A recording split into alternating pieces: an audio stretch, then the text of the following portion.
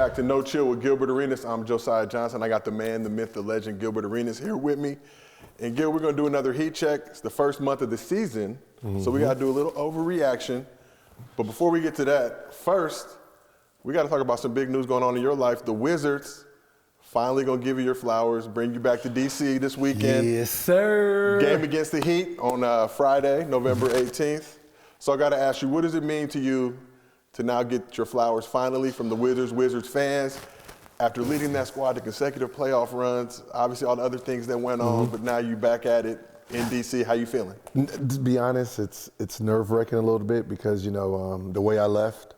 But, just like anything, fans, people, they remember more of the good than they do the bad when there's time between, seeing you. So, being gone for 12 years, Instagram showing I still support the guys and, still being a fan. I think it's going to be epic. So this is your first time. But you know what? I'm being modest. The game's already sold the f out. You know what I mean? Okay. I sold that out. I sold it out. Okay, it was me. All right. They already see Antoine. Karan comes in twice a year. The boy's back. So you haven't been back for 12 years. You ever thought about going back? Have you stepped foot in the Washington, D.C. area, the DMV? Have you been anywhere in that vicinity? No, actually I haven't. Okay. No, I did a tour when I did Ball Up, right around 2014. Okay. But it was in Baltimore. But yeah, this is my first time back in the DMV area. Okay. Well, Gil, Baltimore is not considered DMV. I told you before, but I know the love that you have because I know the love that I get everywhere I go. Coachella, airports, lobbies, getting stared down, not knowing what's going on. Like, damn, do you want to fight me? Do I owe them money? First thing they always say, man, love No Chill, love Gil. They do have some issue with the Giannis take people in Milwaukee, but every other region. It's Milwaukee. They'll get over it. That's all that matters. So, like I said, we're doing our Heat Check edition. We're overreacting to the first month of the season, so we're going to start with a segment that the legend producer Danny has blessed us with. We got to go bad luck or bad team. First, we're going to start with a team that's near and dear to our hearts. Don't do it like don't. The Los Angeles Lakers. Lakers are currently 3-10, 14th in the Western Conference. That third win put them above the Rockets for that last spot in the Wemby sweepstakes. So Pelicans, you are not getting Wemby as of right now. So Lakers have played one of the toughest schedules so far. They're 2-8 with LeBron, 1-2 without LeBron. So Gil, I got to ask you, bad luck or bad team? There's both. Okay. The bad luck that they got Pelinka, right? And he created a bad team, okay? That's how we're going to do that one. So LeBron ain't play, right? He didn't play last game, right? Missed the last 3 games. Missed the last 3 games, right? And Westbrook came off the bench still, right? Russell and you want me Westbrook- to watch that game still? LeBron's gone, Westbrook still comes off the bench? All right, y'all play with my emotions, Lakers. How? This is a question I have. LeBron James is, okay, so let me just, do we know the team? Do we know the big 3, right? LeBron James is there, but not in a jersey. Maybe have some wine. But what is our big 3? What is the Lakers' big 3? On paper, the Lakers' big 3 is LeBron James, Anthony Davis, and Russell Westbrook. Okay. So one's coming off the bench because we have. Okay. One's not there. He's in the arena. He's in the arena, but he's not playing. He's not in the games. So no one thought that this is when he can start. I know we disagreed on Russ coming off the bench, but him and Brown are ball dominant. I don't see that really working. But Brown's not there. I know. And I know you know. I know. I know Lakers fans know. So for me, I think we had a starter who scored 0. That's 0. Whole starter scored 0. Then we got someone named Reeves who starts in today's NBA. New Russo. He's the new Caruso. In today's NBA. Today. So we have Walker, we good. We good now. We're going to talk about that too. We good. I appreciated the IG story. I appreciated you showing some love to Lonnie Walker the fourth. I know the third, second, and first, wherever they meet, I also appreciate it. We good. I'm respecting what he's doing because he's carrying a heavy load right now. But we have a 0. Someone scored a 0 as a starter. And then we have Reeves. Okay, that's the backcourt. Them games should be fucking free. Okay? Bad team, bad story, horrible group. Next. So I got to talk about Anthony Davis. AD. We do need to get the bottom of that. AD has some good games to start. He's having great halves, 20-point halves, and then following it up, it looked like he'd be lost or disappear in the second half. He's came out in the games without LeBron and looked solid, had a big performance against the Nets, which may or may not be fugazi, obviously, after the Kings put it on him like that in the situations going on in Brooklyn. So we got AD playing without LeBron. What do you think the answer is when Bron comes back? Because obviously at some point Bron's going to come back, and how do they still maximize and get the most out of AD when that happens? The fact that we're relying on a 38-year-old man just lets me know that we have no hope this year. AD's supposed to be carrying us right now. He's supposed to be. Now, that's what makes me want to give the team back to Russ. I'm sorry. At least I know Russ is going to play 110%, and he's going to try to do what he's going to do. Even if he fails at it, he's going to try. So right now, as a coach, I know Russ has carried teams, bad teams. This is the type of team that he's accustomed to. This is the setup he's accustomed to. You know what I mean? Where the ball is his and he gets to do whatever he wants. And then let Anthony Davis fill in, because right now, Anthony Davis hasn't shown that he is willing and ready to put the team on his back. He just might not be healthy. I mean, I forget what the exact stat was, but since like 2012, teams that started out in areas similar to this to make the playoffs, Russ was on both those teams. So I understand what you're saying at that point. He has the ability, especially when teams are down. Saw it with the Wizards when they made that run to the playoffs. See, this is when we need what do they call it? A stat pattern? Yeah. Is that what they call it? What was that little lingo they use? Stat pattern, yeah, stat pattern. Yeah, that's the Russ we need right now. We need the triple-double We Russ. need the triple-double Russ that's going to go in, his teammates, let's go get all these rebounds, because we ain't worrying about y'all to get the rebound, because I'm going to do it. That's the Russ we need. And man, it's funny when people used to say that about Russ, because rebounding is a lot of just about pride and effort. Like he was like, oh, I'm just going to deliberately take everybody else's rebound. Like, go get the rebound. Why you think it was stupid? Because it's 9, there's 10 people, effort, go get it. And you're mad that he was putting in effort. And when you're telling your centers, 90% of NBA teams is begging their centers to rebound. Come on, make a conscious rebound, box out and rebound. Then when a guard consciously does it, he goes, oh, he's patting them stats. Like, what? I mean, you play in the league. How hard is it to get a stat in the NBA? I imagine it's a difficult thing to do where you can't just go out and determine, all right, I'm going to go have 15 rebounds tonight. No. When it comes to, that's what I said, rebounds, you're going against 9 other people. So trying to go out there and get 10, let alone 20, that's just high-level effort. Okay. Because you don't think players are going into the game saying, yeah, I'm gonna try to get 10 rebounds a day? Everyone does it. Like our Russ's teammates, like, no, I'm just gonna let Russ get the rebounds because I know he's trying to average a triple-double. I mean, personally, I love you, Russ, but I'm trying to go get some boards, dog, because I'm trying to get some bread. If it was that easy, everybody would do it. Exactly. Okay, I just want to make sure. Listen, you don't think, I don't even want to put nobody out there, but you don't think if they can average a triple-double, they would? If you don't think they can average a double-double, they would? Yeah. Just boxing out, going to get the rebound, doing all this. It's easier because it's easier for a guard to do that, like Jason Kidd did,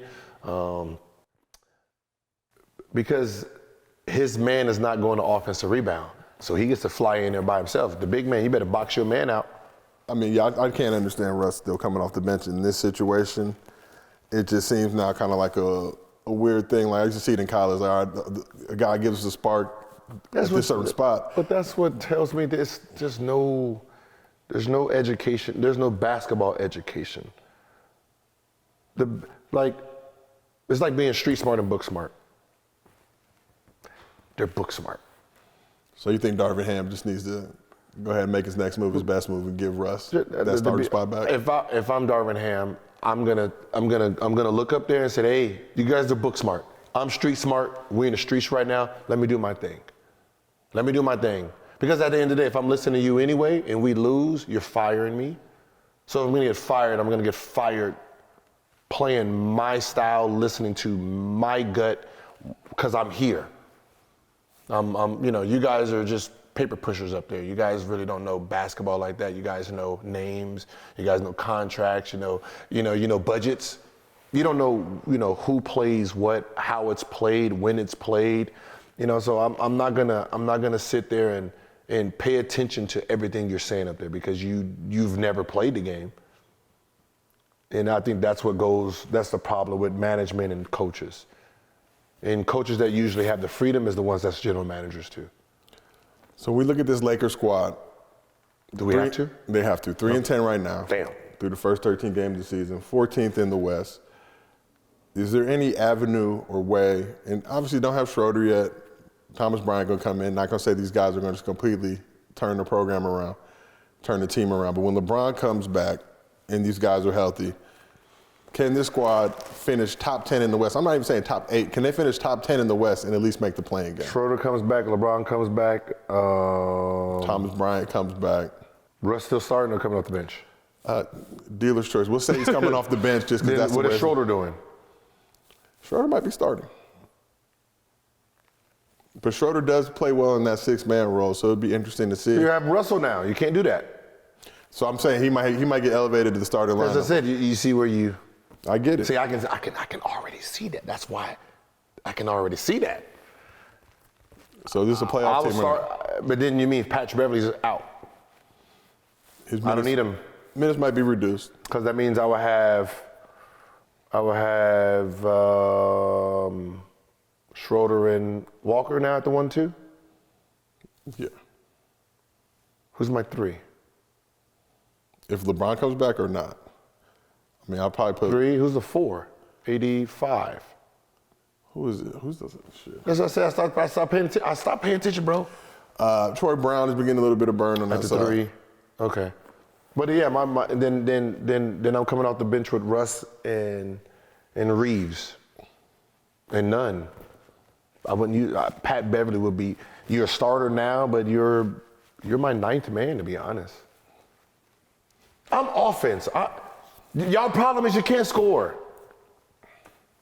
Y'all scoring 18, 19 points in the fourth quarter. You're scoring 33, 36, 28, 12, 18, 16. Your fourth quarter lineup is just horrendous. Y'all think y'all got to stop somebody and not realize you got to put the ball in the basket. That's real. This is dumb. This is why. And we need to really, this is talking to all you coaches out there, future coaches, the ones that's about to get fired soon. The reason you're struggling is this. You have a defensive lineup, right? Which means you have players on your team that can't score, right? They're there for defense and defense only. They cannot score. If I'm the opposing team, I can put out 5 offensive players. The reason is I don't have to worry about them playing defense because you're doing it for me. They're not. You have 3, 4 players that can't score. And this is the struggle we saw with the Lakers early in the season, playing exquisite defense. Like the defense has been expiring. Mm-hmm. Haven't seen them play at that level in a long time. I'm sure Lakers fans can agree. Like it was enjoyable to watch. Mm-hmm. But now you're just coming down, breaking the 3, wasting the possession. And to your point, but they're not paying attention to the concept because they've never really actually played the game to really understand it. Okay, Patrick Beverly in the fourth quarter is guarding me. I am taking 7 to 10 shots, right? He's taking 1 to 2. I don't need to play defense on him. I don't need to play. So now if this was another guy who scored 10 or who shot the ball 7 to 10 times, it forces the coach to say, yo, Gil's a liability. We might need to pull him. We might need to pull him because he's having a rough time. But I don't need to. You're not even challenging me no more. That's why Curry has skated through, because y'all are trying to defend him. Instead of saying, no, Curry, you're going to play some defense too. Yeah, let's play some defense too. So he's sitting there just shoot. And then on defense, he's like, I don't got to do nothing but rest. And that's what these coaches are not really understanding, and why their team's starting to suck. So last question on the Lakers. You know, seems like all offseason they were talking about the Miles Turner, Buddy Hield trade. The issue was the Lakers giving up those 2 first-round picks. They need them shits now. So I feel like as the days go on, that trade becomes less and less likely, because the return ultimately for 3/4 of a season, half a season, if you want to make that in the summer, get it going, we can sacrifice that. But now you're going to give up those 2 picks for a team that very well may be mid regardless of whatever happens. Yeah, you got Reggie, okay? You got Reggie right now. You're gonna trade the shit for some more Reggie. All right, all right. You got Arizona Reggie versus SoCal Reggie. It's still Reggie, all right. So you making a trade to give up 2 picks that, at this point, it looks like we need them. For sure. You know, it looks like the way things are panning out, we, the Lakers, look like we need some draft picks later on in life. You know, I know people talking about, because I've mentioned it, not on the podcast, just, barbershop talk, that if we never had a trade, right, we would still have D'Angelo, All-Star, B.I. All-Star, Kuzma playing his ass off right now. Zoe's hurt, but Zoe became decent. And then you had Julius Randle. And then you also had Clarkson. That was a team.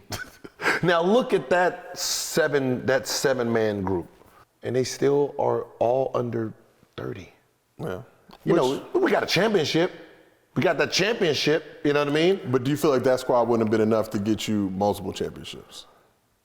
Like, no, because there was no superstar in the team. You tell me, really good team. I don't see. No, very good. Right now, if you put all those guys together, that is a very good young team. It's a very good young team, but is that a championship team? Is that team worth the championship? No. And everybody say bubble championship, this, that, It don't whatever. matter. The wild shit to me is the bubble championship was so easy to win that only the Lakers won it. That's how easy it was. Yeah. Because they had a competitive advantage versus the other teams who got 3 months off. They got to get healthy and all that other shit. It's just a wild, and then they tell me shit like, oh, well, look at TJ Warren, what these other guys were doing. So you're telling me that guys were playing at a higher level than you ever seen them play in the bubble? Practice players. Mediocre players played better in the bubble because they didn't have fan pressure. But does that make it more competitive then, would be my question. It makes it more competitive. Listen, I say that was the hardest championship for the Lakers because they didn't have home court advantage. At all. And what I mean home court advantage is they're like the Cowboys. When they go, they have a crowd. It's cracking. So, be honest, we can throw a shot at the Clippers here. That was Clippers' best chance to win a championship over the Lakers because in that bubble, it's even playing field. Now imagine if you had to play them in the Western Conference Finals. That's 7 games Lakers. Only way Clippers cheer for you is when you go up. It's when you go up and they're like, okay, yeah, we good, y'all. Woo! Other than that, this Laker crowd. That's wild. I mean, imagine having to play a game without Jack Nicholson there, just that safety blanket, that comfort of knowing, the original Joker, the real one. Yeah. He's there. He's rolling with you and all the celebrity stars and all that good stuff. Now you got to play in the bubble with the Jumbotron, with your family at the crib that you can't see. Family at the crib, all up on the thing. All right, so now we got to go to the other coast. We did the best coast, now we got to do the other side. We got to talk about the Brooklyn Nets. The Brooklyn Nets situation going on in Brooklyn, obviously the Kyrie situation, Ben Simmons, there's so much to touch on. But they dropped 2 straight games. Pretty embarrassing fashion. Lost to the Lakers in LA, went to the Kings. Went to the Kings crib and got just smackarooed by 32. But, you look at this squad and everything going on, and especially from KD's standpoint. He has some interesting quotes that we'll get to in a second. But I want to ask you, Is that bad luck or a bad team? As of right now, a bad team that's had bad luck. So that's a double whammy. Yeah. A very bad team that's just had bad luck for the last 3 years. So when we talk about this season, KD did a recent interview and had some questionable things to say about the Nets starting lineup. You know, he said, look at our starting lineup. It's not disrespect, but what are you expecting with that group? And he added some more. No disrespect, but all. But he added some more context, and they're, you know, talking about the trade that he demanded during the offseason. He said he's having a good time, he's having fun with this team, but you can't look at this squad and just this squad with Kevin Durant and expect him to just carry this team to the championship, which I feel like makes sense. You don't got Kyrie. Ben Simmons has been dealing with his issues, trying to get back acclimated to the NBA game. Was KD being a little too honest, though, with the supporting cast with those comments?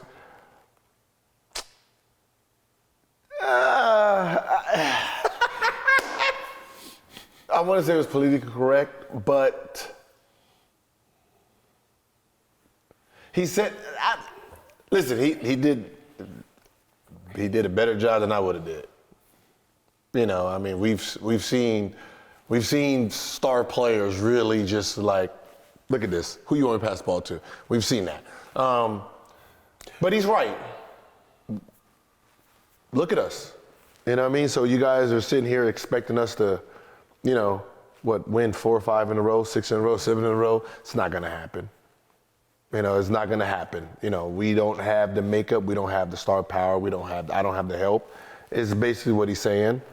It might be a cry out for like, yo, can you let Kyrie play now? Because look, like you're looking at this name. You're looking at me. How about let's go to the other names and see if it matches up to what you want our record to be. This episode of No Chill is brought to you by Viore. Viore is a new perspective on performance apparel, perfect if you are sick and tired of traditional old workout gear. Everything is designed to work out in, but doesn't look or even feel like basic workout fits. It's so freaking comfortable, you will want to wear it all the time. Seriously, it's more comfortable than whatever you're wearing right now. Viore's clothing is incredibly versatile. It can be used for just about any activity like running, training, swimming, yoga, but also great for lounging or weekend errands. Viore is 100% offsetting their carbon footprint. They are also reducing and offsetting 100% of their plastic footprint from 2019 and beyond. They're utilizing better sustainable materials for their products, empowering your best active life. Viore is an investment in your happiness. For our listeners, they are offering 20% off your first purchase. Get yourself some of the most comfortable and versatile clothing on the planet at Viore.com/no-chill. That's VUORI.com/NOCHILL. Not only will you receive 20% off your first purchase, but enjoy free shipping on any U.S. orders over $75 and free returns. Go to Viore.com/no-chill and discover the versatility of Viore clothing. This episode of No Chill is brought to you by the Ridge Wallet. The Ridge Wallets are great gifts for the holidays. It holds up to 12 cards, plus room for cash. There's over 30 colors and styles, including carbon fiber and burnt titanium.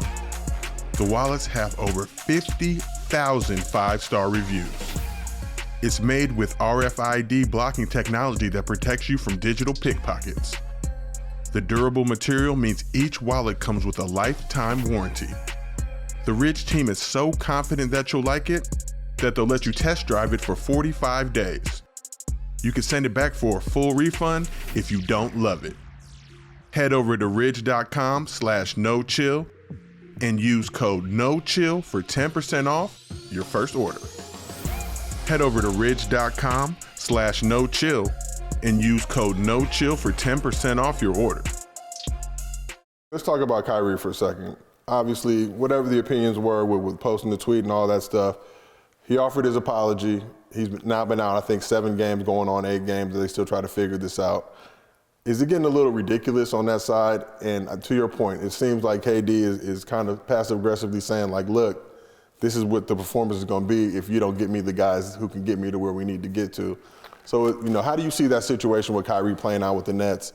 And, I mean, when I looked at, like, the list of all the hoops he needed to go through, for me, it's like, all right, man, he did something wrong. He apologized for it. Let's move on. You know the thing about accountability? What does it actually mean? What does it really mean in real time? to be accountable. Because if someone takes accountability and you don't accept it, then what was the point? Exactly. You know, what was the point of it? Like, you know, there was one quote is like, well, you know, you apologize, you know, till they're satisfied. Then he's not playing this year. No one's going to be satisfied. That's the trick. That is the trick of it all. That when you're accountable, when a man stands up and says, I f***ed up, I did bad, my fault, please forgive me. Yeah. There's a group of people, just period, that's gonna be like, nah, no, I'm just gonna keep making you pay. I'm gonna make you pay to this year, I'm gonna make you pay next year, I'm gonna keep making you pay for something you did in your past. That's why the whole movement of anything is just, the cancel culture is really just stupid. Because the only people that are not moving forward are the people that's trying to hold you accountable. No. That's really the only people that's not moving forward in life, is the people that's holding you accountable. Because you got to remember, for him to get back playing, that means he had to do everything on that list, right? So there's the list of 6 items. For him to play, he has to do all 6. Once he does all 6, he's been accountable. That means there shouldn't be one person trying to boycott still. But we know that's not going to happen. So that means what he did, he moved forward. Why aren't you? Yeah, I think for me, he offers what I felt like was a sincere apology. Mm-hmm. And that's my opinion. My opinion doesn't mean shit, just like your opinion, anybody else. But how, you know, it's like, oh, that wasn't good enough, or that wasn't enough of an apology. I mean, just like, you know, people have made missteps in life before.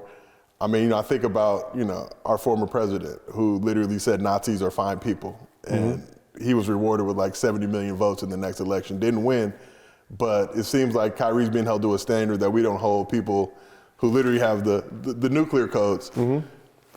Like, and again, like I'm not condoning whatever he did. That's obviously between him and the league and Josiah and the Nets and all that good stuff. But at a certain point, when you make that apology, what you were asked to do and what you did willingly, it wasn't like they held a gun to his head and say, hop on IG and do it.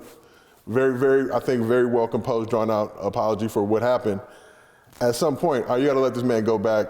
Like, but that's always been my issue when people bring up your past, when, you know, and they keep it lingering. It's like,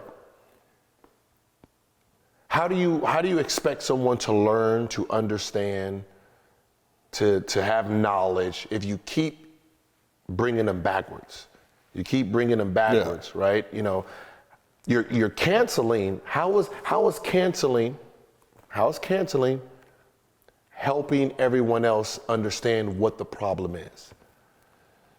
You know, you watch someone get whooped for what he did. Everybody else is like, all right, okay, all right. We're just gonna pretend that it's not happening instead of having dialogue. Dialogue, understanding. We need to understand.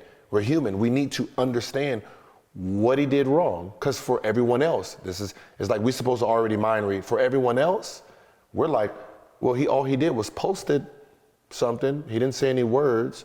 You know, you got to remember, most of us don't even know what it was about. Most of us never seen the documentary. We haven't watched the documentary. So we really don't know what's going on, the details of it. But when we talk about it, because everyone gets penalized, no one wants to talk about it. Then how do we understand not to do it? Yeah, I mean, I feel like cancel culture is a term that gets thrown around. I mean, all these people allegedly I've seen be canceled, whatever that means, come back, get bigger bags than they got before. So really, like, shit, you almost you're almost better off. You know, I know what you wanted to say. I mean, I saw Donald Sterling get canceled and make $2 billion. I saw Robert Sarver get canceled and make, what, he's going to make 4 or 5 plus, you know. Like, Sterling got canceled, right, and literally raised NBA team valuations to a level that we had never seen before. Walked away, I think, with $1.2 billion. The Clippers were probably really worth $800 or $900 million at that point. But because Steve Ballmer wanted to get into the NBA, he dropped the big bag. And as a result, well, shit, if the Clippers are worth $2 billion, then what are the Lakers worth? And what are the Cowboys worth? And so really, like, that canceling means a big bag coming for some. Well, I mean, it's just at the end of the day, man, it's all about conversation, dialogue, learning, you know, forgiving, You got to remember, forgiving is really the forgiving is what's going to be the key to this story with Kyrie. Yeah. If he steps foot on that court, I don't want to hear no one say what he did wrong, because he can't step on the court unless he does this thing. It's just like being married, right? You up, rough night, drunk, did some wild things. And your wife gives you this to-do list to take you back for you to get back in your house, right? Once you get back in the house, that means you became Superman. Do not penalize me anymore. No. You know what I mean? So when he gets back on that court, I don't want to see marches and people standing the up and all that shit. I don't want to see that. And that 500,000, who the $500,000 going to? Rich people? I would just say, even how about 500,000 free hot dogs for the fans? How about that? Something. For sure. I would just say, comparatively, we're heading back to DC, where you're getting honored. Saw the post go up, right? And I already knew under the post what some of the comments were going to be. A lot of stuff supportive, a lot of stuff trying to bring up, rehash old wounds, bring up stuff from back in the day, but not count on the fact of who you've become since that moment. Nope. Since that time. Great dad. Turned up crib, always have lovely snacks here, lovely gummy bears and all that good shit, but, no issues beyond that. So it's like, but people still want to hang that over your head, and a lot of these people don't really have any ground to stand on because they don't live perfect lives either. So I feel like, I think none of us are without sin, right? None of us have done shit that we've all done stuff we're not proud of. But it's able to move forward. And I can only imagine, some shit I did 20, 25 years or whatever it may be. Everywhere I go now, oh, you did that shit back in '97, so you can't ever. But that's what I said. It's a double-edged sword. They want you to be accountable, and when you are, they're like, oh, never mind. We don't want it. Because they found a reason to hate you, and they want to continue to hate you for that reason. So they don't want you to get better. And I remember watching Lakers win the championship, right? Celebrating. Was he Metal World Peace at that time? I think he was, Metal World. Was he actually Metal World Peace? Yeah, I believe so. And they brung up the Detroit Pistons brawl. And I'm sitting here like, this is the first thing you say when you win a championship? Like, how does that even cross your mind? That was 7 years. He's been on 3 or 4 different teams since then. This man has moved. This man is a champion now. That means he is not the same person. Like I wish I was Ron Artest. I said, you know what? I want to give you a spanking. And they can be like, for what? You pissed in your bed when you was 2. Exactly. That's what you're doing. You're bringing up some shit that's long gone from now. And the thing too, I feel like the media kind of has this attitude of arrogance as if they've never, these people asking these questions have never done anything wrong in their life. And it's like, damn, if we had to go through your whole life with the magnifying glass, we'll find some shit that we can clown you. We're pretending like people don't grow and move on. Right? That's why I said, what does accountability actually mean? That's why I used to say, I don't say sorry. I don't believe in it. Because you're not gonna accept it any way. Might as well just double down. That's where double down come from. I might as well just double down and just make it worse, because what does it matter? What does it matter? Because if I say sorry, I really apologize, I change my behavior. I really change, because that's the only way apologies are really. If I do something and I say, all right, before I apologize, this is how I accept apology. Before I apologize, let me change my behavior. Let me realize my mistake, change it, become a better human being, become a different person. And then say, hey, listen, that old me, I'm apologizing for who I was. I am not that person anymore. I do not think like that anymore. I really understand what I did wrong. Yeah. I'm sorry. That is a real, genuine sorry. After I do that, and then you say, oh yeah, you still this is, you. Now I want to say the shit again. I done did 4 years of change for you to make one comment. I'm ready to revert back. Yeah, don't bring back the old me. But so let's get back to the Nets. So got to talk about Ben Simmons. Now, there was a report that came out that said, certain players in the Nets organization, or certain people in the Nets organization, are growing increasingly frustrated with Ben Simmons. Do you understand that frustration? And what is it going to take for Ben? You know, he had his first, I think, double-digit game, dropped 11 points against the Kings. That was the first time he'd done that in like 500 days. Seems like he's getting back, but some people are just questioning, his intensity, how much he really loves the game. Listen, how's his defense? Amazing, right? That's what he was. All defensive player, 2 years, right? Back to back. Playmaker, unselfish. We know what he's capable of. But reality needs to kick in. He has not tried to average 30 in this league. Stop asking for it, all right? But I don't think there's 30 per se, but can we get in the 15 to 20 range? But you got to remember, he did not play all last year. Yeah. He had a back problem. That's fixed, that's healed. Now he has to get his legs. He has to get the game back. It's not, like, you got to remember, this person's missed a whole year. That's like, it's riding a bike, but it's not in a marathon. It's the Peloton, not the marathon. It's the Peloton. And you will never, I don't care how long you ride that Peloton for, you will never. And that's what it is. No matter how great he looks in summer league, he has to still be able to transfer it into the NBA. And that just comes with just playing and playing and playing. I don't think he really gets aggressive until if KD misses a couple games and he is forced to say, Ben, go out there and take 20, 30 shots. But right now he's gonna play, I call it flawless type basketball. He doesn't want to make any mistakes. He just wants to blend in. He don't want to stand out. I just want to blend in. I just want to be unnoticed. That's what it's looking like to me. He just wants to be unnoticed until he feels comfortable again.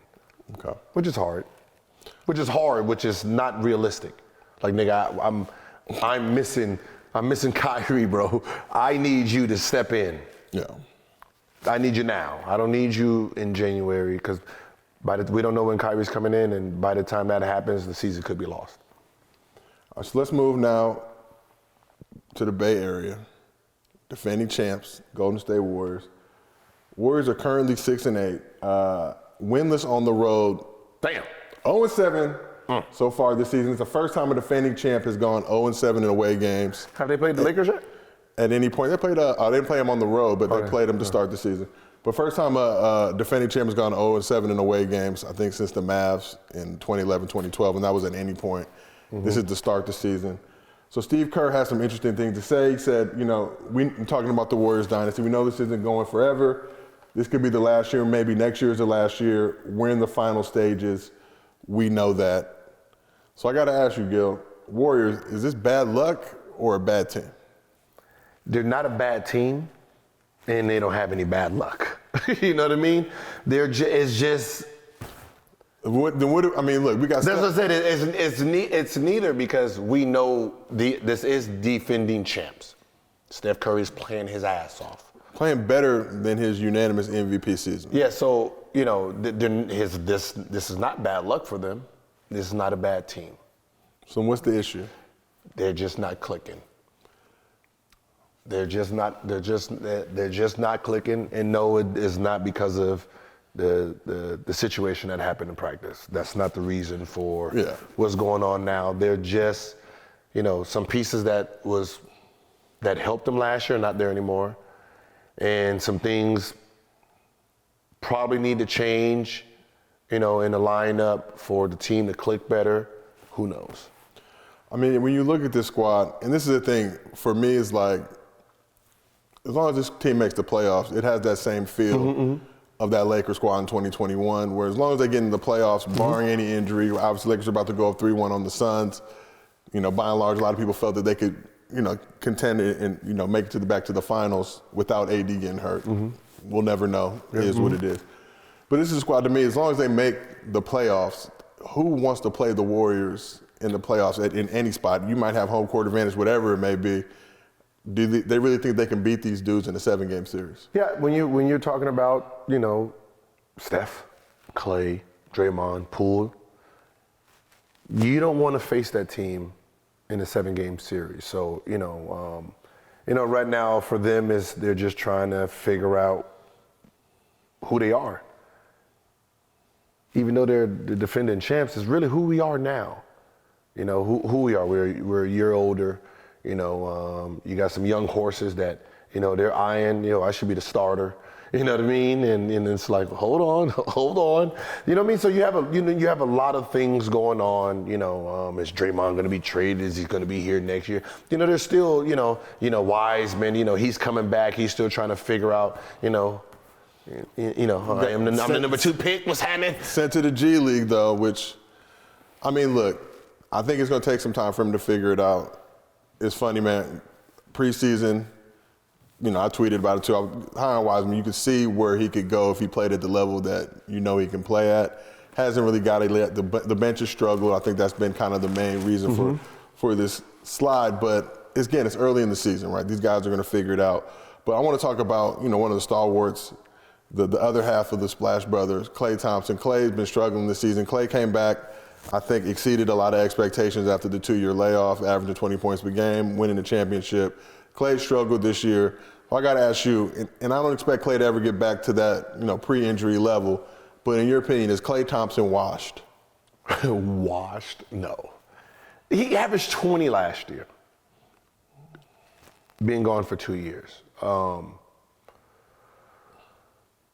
Sometimes, just the injury itself, kicks in the year after he comes back, because you got to remember what he did to get back, he probably is not doing now because he's back. Of course he's not the same Klay.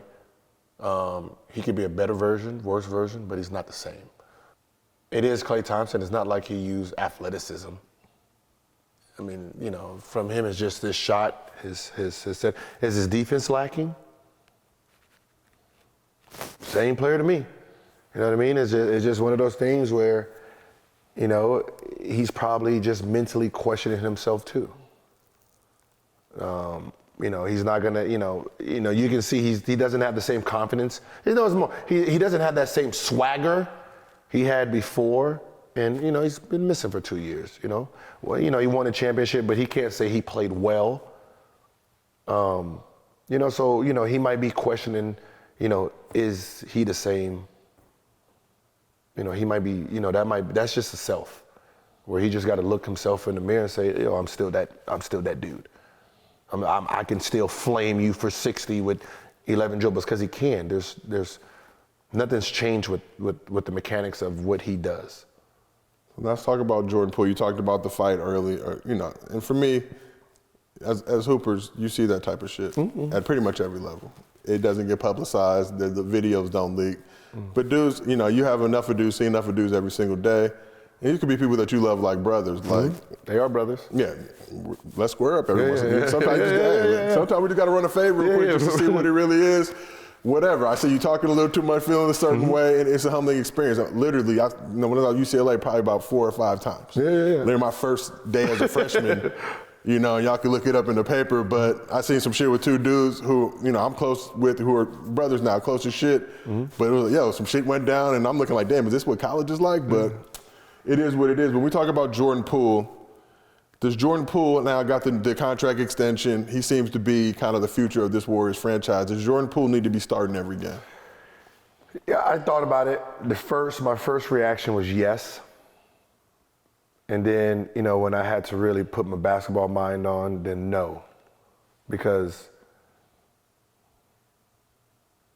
it's like the Russell Westbrook and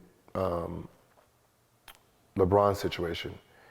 He's more like Steph Curry than he is like Klay. So what ends up happening is you have Steph and Poole trying to do the same thing. Even though Curry can play without the ball, Poole can't pass like Curry. So Curry will suffer because of Poole starting. You're gonna probably sub out Curry first to put Klay in, and Poole is on his young boy. He's on his young boy swag. So, it can really offset the real balance of the team. So I'd rather keep everything as is, Sub those two in for each other and let Poole fill his way in and then let Curry come in for, there's a 3-man rotation they have right now. But I think if Klay is really not mentally where I need him to be. Putting him on a bench does not seem like it would be a positive situation for me. Okay. You got a man who has 4 rings, been there for all 4, and you're like, come off the bench now. That does not. I don't care. It does not play well. So we talked about Steve Kerr's comments earlier in the segment, but I got to ask you: is the end of the Warriors dynasty here or near? How many times have that narrative been? Believe me, I got packed up last year for really, and I deserved it. And I appreciate. For me, like, look, I might clown the Warriors. I'm a LeBron guy. It's been a ton of battles, but you appreciate what that squad's been able to do and how they were able to come back together and win that championship last year. Get rid of some of the criticisms, or you couldn't do without KD or without a healthy roster on the other side. So for them to go and do it, I was more than happy to accept and embrace that packing up.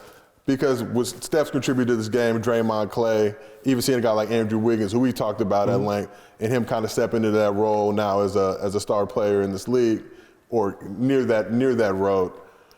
Just like, it's hard for me to say that this dynasty is over, and it's almost like we're talking this shit now. We saw the Heat do this back in the day. I think they started like 11-10 or something like that, and it was kind of same talk going on.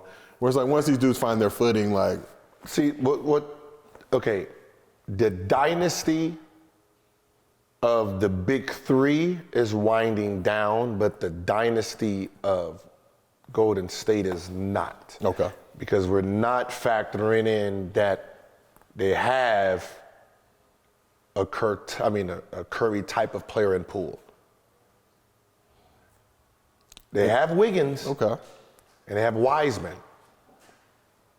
Right? So you still have a potential next big 3, while the original big 3 is still there, where the young 3 can learn from these two. Because you still have Curry's, 2-3 more years of greatness? And it's wild to say that, we could say 2 to 3, but it could be 3, it could be 4, it could be 5. Yeah, it could be 6. It doesn't look like he's slowing down.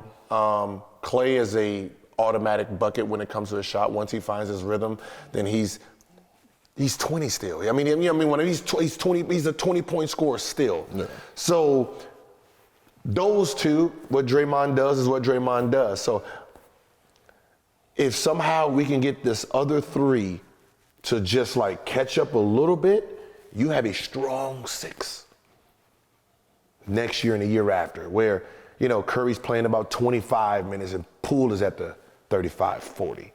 You know what I mean? You have a team that looks like they're about to fall apart, but they can just overnight be like, oh, no, we here. And then Wiggins is like, oh, yeah, Toronto blood kicked in, and I'm averaging 26, 27. And you're sitting there like, oh, man, we didn't expect that. Yeah. Well, I hope Twitter will follow the same fashion, because it feels like the Twitter dynasty is cooked right now, obviously, with new management. But, always appreciate your insight, Gil, and just your perspective on the game and on life. This has been another edition of No Chill with Gilbert Arenas. We appreciate y'all tuning in. We'll be back with more very soon.